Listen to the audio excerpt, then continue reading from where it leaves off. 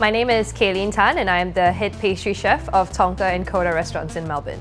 I'm passionate about creating desserts that tell stories and also, taking flavors that I've loved from like when I was growing up, things that I used to eat when I was a kid, translating that into plated desserts for both Tonka and Coda and, sharing those flavors that I love so much with other people.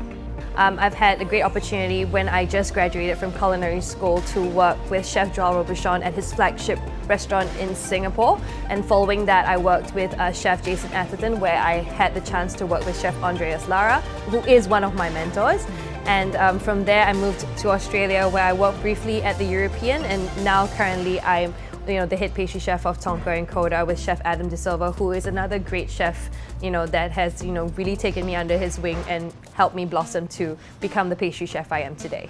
In the last few years, I've been awarded a few awards, namely the Host Plus Hospitality Scholarship, which I was awarded last year. It gave me the opportunity, to go overseas to 3 different restaurants and establishments to do a 1-week to 2-week stage. Prior to that, I was also awarded the Rising Star Award by Food Services magazine for the Women in Food Service Awards. I had the opportunity to work at Atelier Cren with Chef Dominique Cren and pastry chef Juan Contreras. And then also I went to Slovenia and I did 10 days with Chef Anna Ross at Hisa Franco.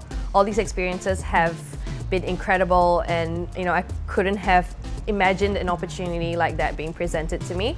Now that I've been in the industry for nearly a decade, I think it's really important for me to play forward, the kindness and lessons that have been shown to me when I started out as a chef.